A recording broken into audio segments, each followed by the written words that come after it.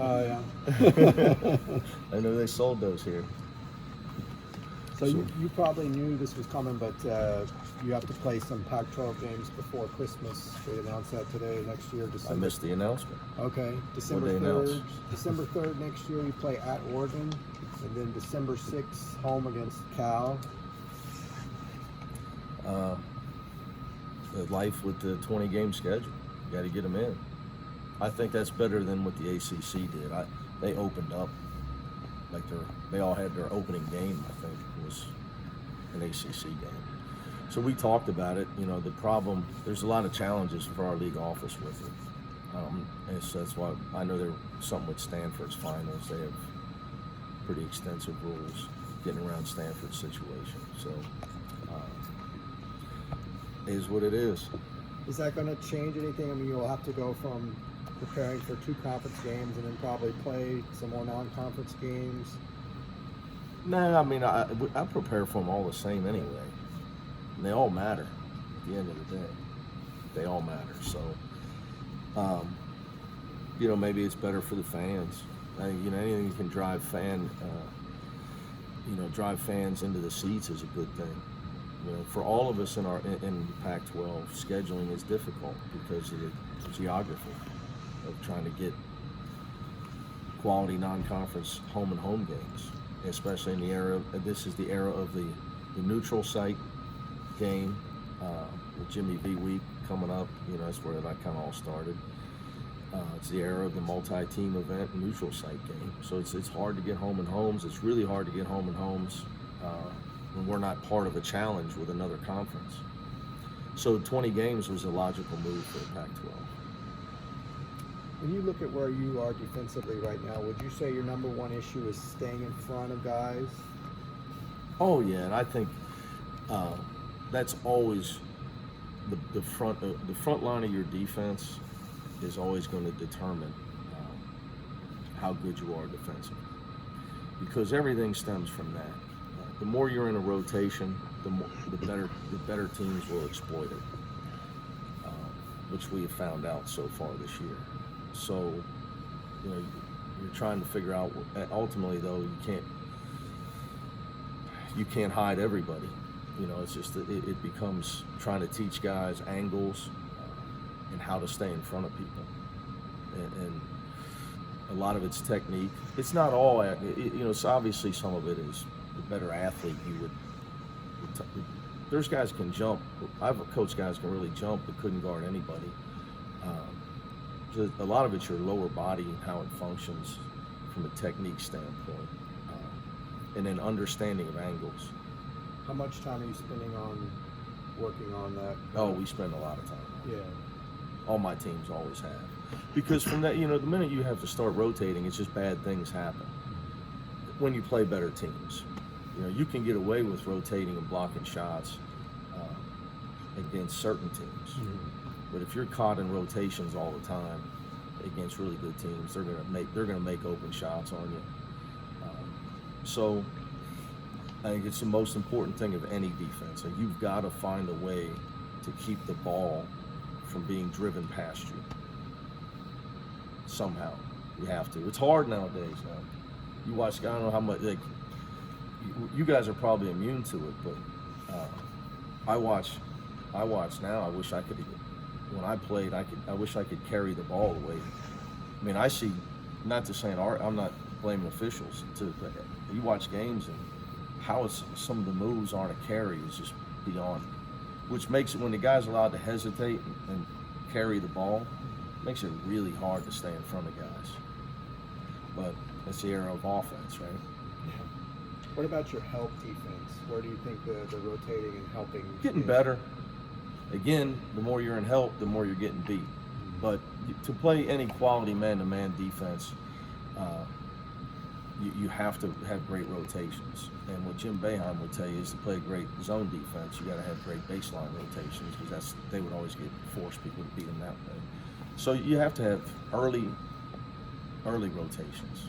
You have the guys looking to rotate instead of looking to rest. So it's all part of what we're building. Just getting guys where it becomes second nature to them. And one I more was like, if you said, "Hey, coach, what are you most happy with San Jose State?" Tigers Campbell's charge in the first half, by far the best defensive play of the game for us. One more defensive question. Are you a fan of switching on ball screens? Is that Depends. okay. Depends who you're playing. Depends. I don't think you can play it the same way every time. There's certain teams that you can do it with. Other teams you can't. I don't think you can do it 100% of the time. Like we didn't do it at all against San Jose State. There's a time for it. Depends if the roller is popping or rolling and who he is. And there's a time you may just want to be able to. You think you can pressure a team, so you're going to trap it. There's other times you maybe just want to get the ball out. If you're willing to give up the throwback shot, you're just trying to get the ball out of a certain guy's hands. Prince is the most experienced guy back on this team who's playing heavy minutes. What have you thought of him so far? I think he's trying really hard, but I don't think he has any experience defensively. Although he does like to steal the ball, so that's a good thing. So he has a nose for the ball. He has a tendency to lose his man, to lose sight of his man at times. He got backdoored the other night a couple times, but I think he's trying. His efforts there. He's trying. It's just building solid habits is the issue. Is that harder with a fifth-year senior than a freshman like Jaime, or no? No. I think the more mature a guy is, usually the easier it is to coach that guy, because when you tell him something, he understands exactly what you're telling him. So he's older, and that's the case with Prince. I mean, he understands. The team has had really good stretches offensively and defensively throughout several games. How do you get them to play a full 40 minutes? Are they close to it? Yeah, that's the trick. I wish I could tell you that we're close and it's going to happen overnight. But I've done this before and taken over 2 programs. This is my third. It's a process to be able to play consistent basketball without turning the ball over. Sometimes it's like you're sitting there watching, you say, well, man, these guys look so good, and then all of a sudden they get in a hurry and they travel. They get in a hurry and take a quick shot for no reason, or being able to sustain your defensive energy. These are just all things that you have to build over time. It's hard. I mean, you watch. All I do is watch basketball this time of year. I mean, you watch Duke play last night, and you think, how could they possibly lose a game? And then they gave up 88 at home to Stephen F. Austin, which I didn't see that one. So obvious, and they gave up 60 points in the paint. The same guys. So getting basketball teams to be consistent night in and night out is the trick. It's hard. The younger you are, the harder it is. The less experience you have, the harder it is. Tiger, in non-transition offensive situations, does he get to call to play a portion of the time, or you always call him to play? I don't want to call plays. Okay. I have to if we're walking the ball up the floor. So that just all depends. Just in regards of Jaime, Yes. your overall thoughts. I mean, do you expect him to make this kind of impact this fast? The key for Jaime has been there was a time where at Camarillo he obviously scored 1 million points, almost literally, and he had to. I think his biggest adjustment has been once he realized that he didn't have to try to score every time he got the ball, that he's immediately become really, really good player. Really good player. His shooting percentage is through the roof. His turnovers are down. Early in our practices, he was still trying to be Jaime from Camarillo. And you can't do that in a college. He was a turnover. He had practices with 6, 7, 8 turnovers. But his hustle was always great. His toughness was always great. But the problem was, for all that, he was turning over. He was starting a bakery in here with apple turnovers. So once he realized he didn't have to force the action on offense, now he's just a plus player. Somebody told me he was plus 40 the other day. Yeah, in just 20 minutes. So were you surprised though of his adjustments so fast, or No. Or do you expect that? I think that it shows a lot of maturity on his part. Just realize on offense, pick his spots, let the game come to him. But his energy level, you know, I say this, effort is between you and you. I take no credit for the effort players put forth. You know, Jaime gives great effort and plays with a lot of pride.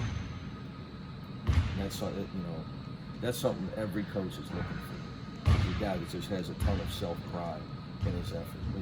If there's a ball, Jaime's going after it. Whether it's a loose ball or rebound, and he's not assuming anybody else's. He's going after it. That's what you see when you watch him play. You know, his energy level is always high.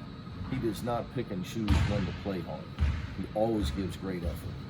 And he did that. It was just, so as a coaching staff in the preseason, so if we can get him to stop turning the ball over, he's going to be a really good player. But it's been good. He's been obviously a bright spot for us here in the last week. And also gaining some international experience with the Mexican team. Yeah, I don't know how much they played him in some of those games. He told me they beat him up pretty good in practice. I know they shaved his head as far as his hazing incident. I thought it was being solidarity with the coaching staff. He sent me his picture this summer. He was down, I think, in Panama when they shaved his head. But no, he was. I think he realized how good of players are out there.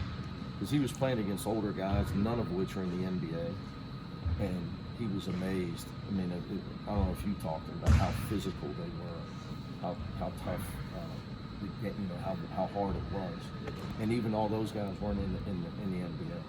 It was eye-opening for them. Anytime your guys can play against players that are better than them, I think it's eye-opening for your guys. I asked you about this after game on whenever it was Sunday. But having one game this week, will your practice plans during the week maybe be a little different than they were if you had two, because you could do more fundamental work and things like that? Well, the problem is when you have, somebody said we had 9 games in 26 days, you're spending all your, what happens is we had slippage because you start spending all your time worrying about your opponent instead of yourself. Yeah.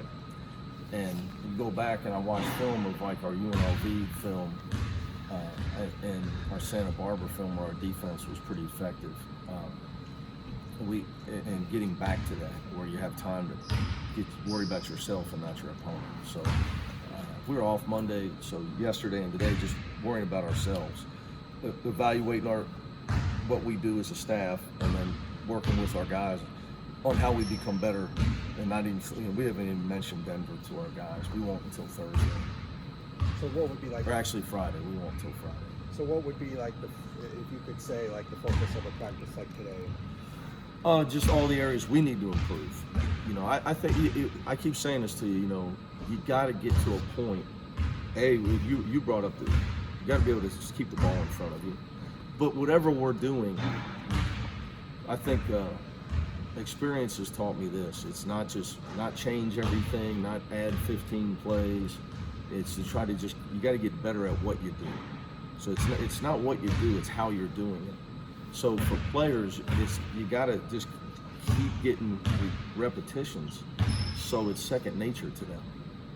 Because again, I'm speaking Greek to them. You know, because to me it's second nature to me and my teams, but to them it's not yet. So you just got to keep trying to get better at it. And you know, there's obviously holding guys accountable because, you know, a lot of it is effort related. You know, a defensive rotation is effort related.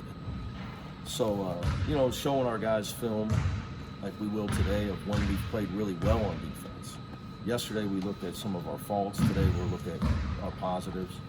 So it's just constant teaching. But on the practice court, you're just trying to get to where you're not reinventing the wheel.